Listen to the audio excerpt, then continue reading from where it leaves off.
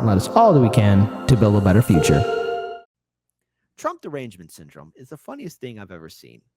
People are afraid of Donald Trump. I mean, he lives rent-free in so many people's heads. I mean, Trump, while I'm not going to vote for him, I will tip my hand and say that this guy's a master showman. He knows how to promote his name. He knows how to get people to talk about him. He knows that he's going to be the center of attention. That's absolutely incredible. But it's also incredible about the mental gymnastics that people do, saying Trump's the next Hitler. He's going to destroy the republic. The light of the world dies this day. It's Trump. He's coming. Trump.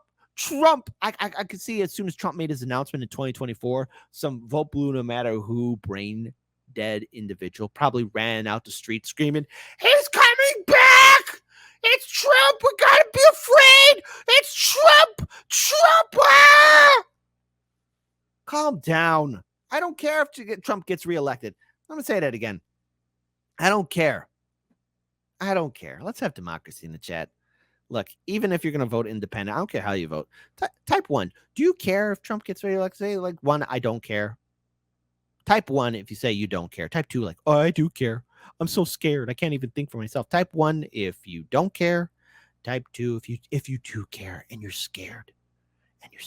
Type 2 if you're scared. Type 1 if you don't care. I don't care. I don't care.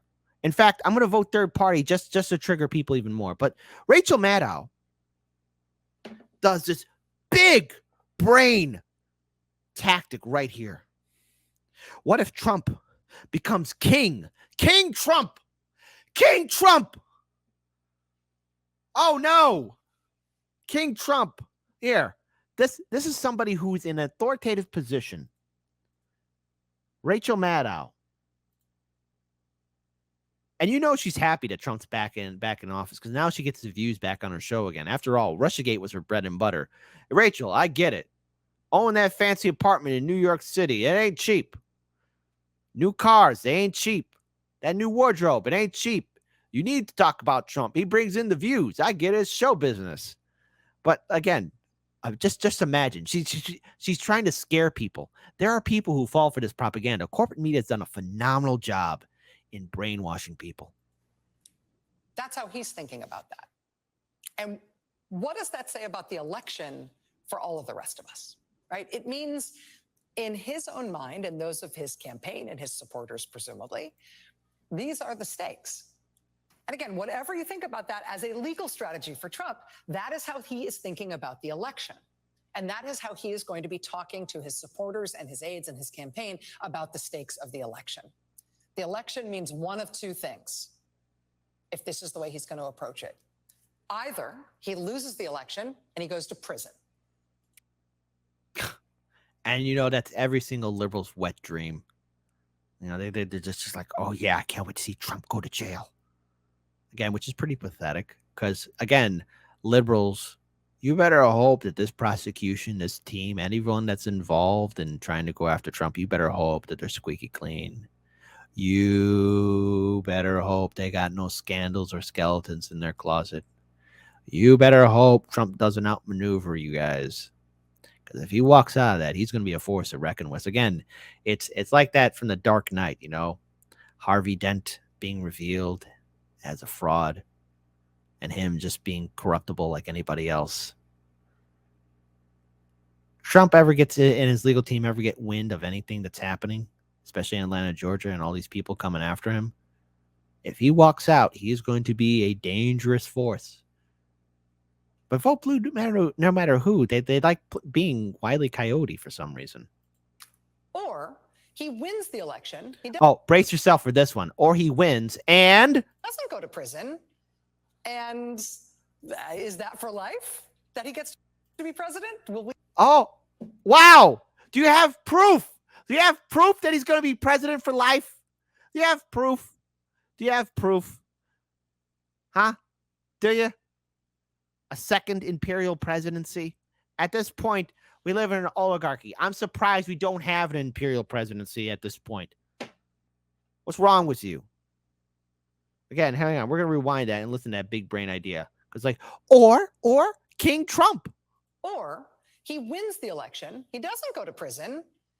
And is that for life that he gets to be president? Will we keep having more elections or no? That's on par with a certain guy, first name Alex, last name Jay. This statement right here you would see on his show. Hey, look, you don't know. He could become a king for life. The water, it's doing something to the frogs. If every election is a new opportunity for him to go to prison, do you think he allows us to have new elections?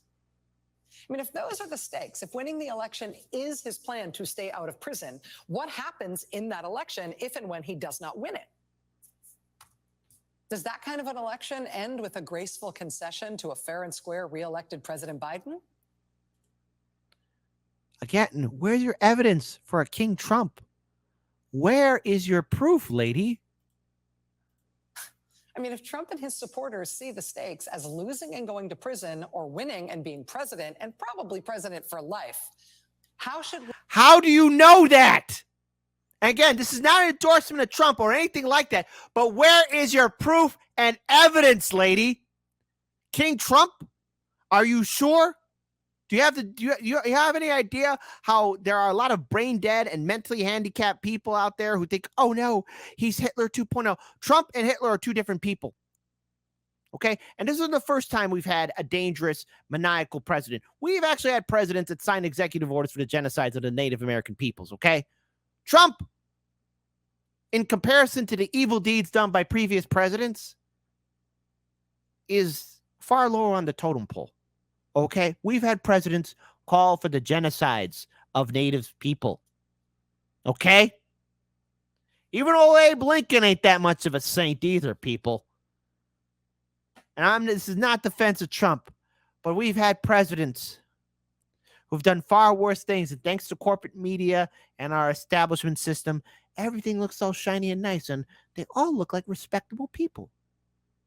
No, they're not. They're not. We've had maniacal presidents before.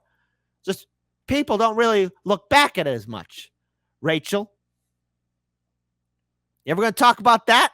Probably not. We expect that he and the Republican Party and Republican officials in swing states are going to handle the conduct of that election that Trump may very well lose.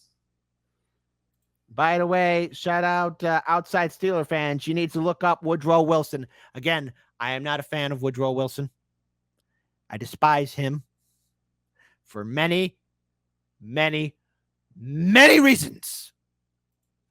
And because we are prone to forget, we have to say out loud, I mean, that we would be remiss, we would be willfully naive to ask that question as if our politics exists in a vacuum.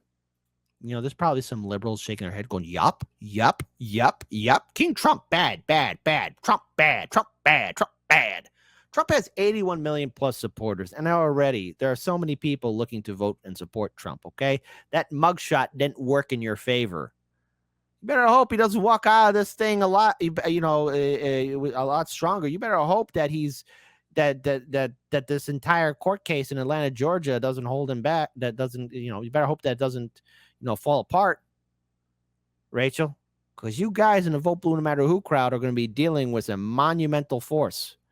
Good luck. Good luck. Good luck. Good luck. Good luck. Good luck. Somewhere outside the rest of our news. As if the politics pages are totally different than the crime pages, right? As if we are not in a moment where far-right politics is coincident with far-right violence, with regular shows of force from paramilitary extreme right groups, and with acts of violence by people who are explicitly and admittedly motivated by far-right eliminationist political ideas. And the liberals don't have that same thing too, because I've seen liberals act out of pocket. Hell, I saw the DNC not once but twice commit election fraud, denying Bernie Sanders a nomination, even though Bernie was a cuck and let it happen to him. I saw firsthand what happened to Tulsi Gabbard and Andrew Yang, how they were smeared relentlessly. I saw what happened to Bernie Sanders supporters and delegates and progressives, how they were smeared by corporate media.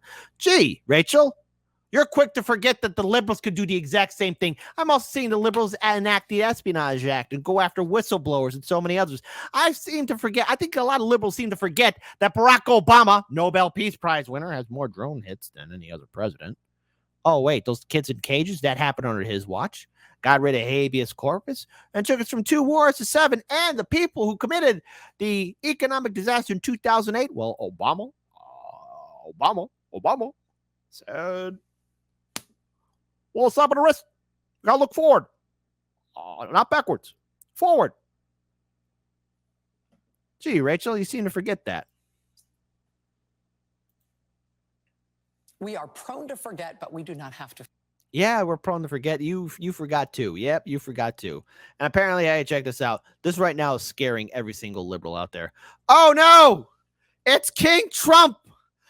Everyone panic. Put shocked emojis in the chat. Look out, everyone. It's King Trump. Woogie, boogie, boogie. Look out. This is Time Magazine. This is how stupid people are. This is how stupid people are. So here, I want to pull this up here. This is Trump commenting on, this whole situation.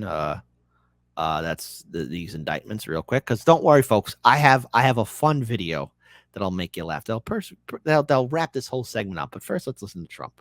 Every case is a scam. This is just like Russia. Remember, I was going to be guilty with Russia. Then all of a sudden, out of nowhere, with 18 radical Democrats and Bob Mueller, the Mueller report said there was no collusion. Everyone had a heart attack. And then they started Ukraine. Then they started lying on Pfizer reports. These are bad people. These are sick people. And now we have the biggest lead I've ever had. The debate, I actually went up after the debate, as you know. We did your friend Tucker's interview, and he had 261 million people, which is an all-time record. Yeah. So when you say, I didn't do a debate, I actually didn't do a debate, but I had 261 million people listening versus 11 million, which they had, which was one of the lowest-rated debates. So, hey, can't argue with him. Trump knows showman. He knows how to be a showman right there. Again, that interview they did was Tucker. Well, I wasn't too impressed with it. I personally have to say it got more views than the Republican primary debate. And Trump's loving this. You know that, right? You think if this situation that Trump is dealing with was happening to any other politician, they'd retire.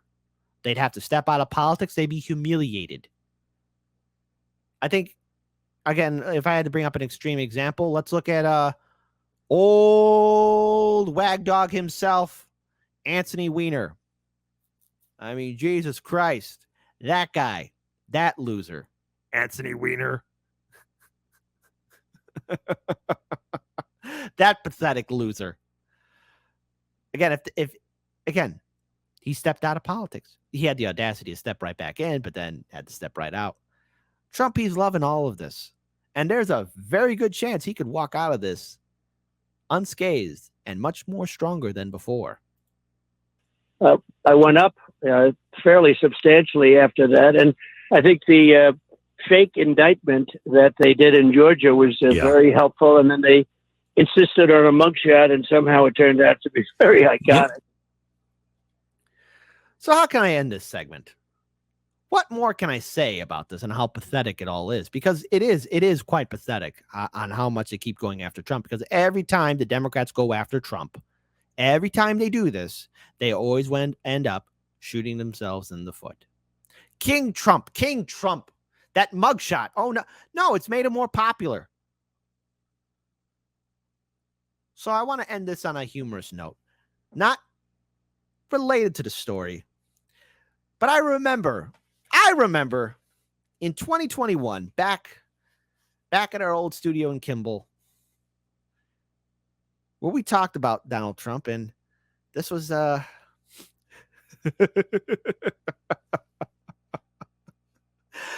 should show you the staying power of Donald Trump, especially in American politics. King Trump. It sounds funny. And I don't care if he gets reelected. But I remember seeing this video a long time ago. It's not related. It's not related to the indictment. It's something funny. Just a real American samurai. Bizarre video featuring Japanese futurologists shown at CPAC hails Trump as communist fighting hero. That's right. So President Trump is a real American samurai, and you don't have to believe me, my lovelies, my mornings, my sunshines. We played this video a long time ago, and I just felt like dusting it off again and sharing it with all of you, as I should, because it's a work of art, and I love it. And I'm pretty sure somewhere, if a Trump supporter sees this, hey, this one's for you. It's not an endorsement of Trump, but hey, let's end this on a humorous note.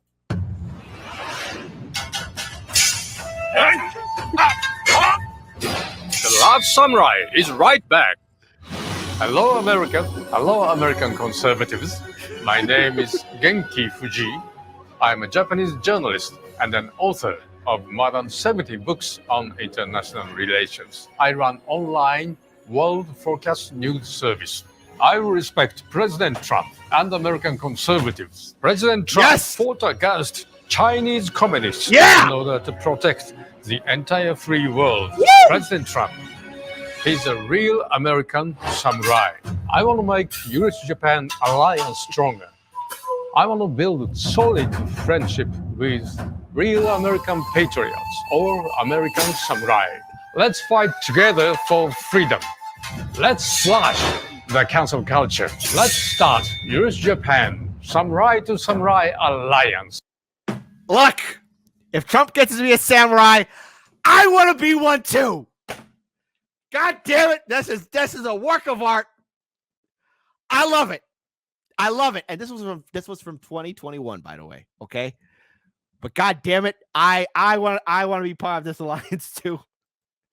And before anyone types in the comments section saying, but Kit, the samurai, they were not chivalrous. They were not noble. Some of them were downright brutal and mean. Okay, well, I promise I won't be that bad. But I love it. I love it. I love it. I love it. I love it. And look, this should tell all of you just how crazy the establishment is truly calling him King Trump. And look, there is a very good chance that Trump could walk away from this, okay? From this entire indictment, from this entire ridiculous situation that he is in. I think, again, liberals have nothing else better to do because they're brain dead. So, again, I just want to bring up this toast here. You know, shout out to this quote from Big Trouble in Little China. Here's to the Army and Navy and the battles they have won. Here's to America's colors, the colors that never run. May the wings of liberty never lose a feather. To hell with it. Why not? One more time, just on a humorous note. Let's talk about this Japan-American samurai alliance, because if Trump gets to be a samurai, I want to be one too, as should all of you. Hey, let's have democracy in the chat. Type 3 if you want to be a samurai. Type 4, no, I don't want to be a samurai. I better see a whole bunch of 3s in the chat.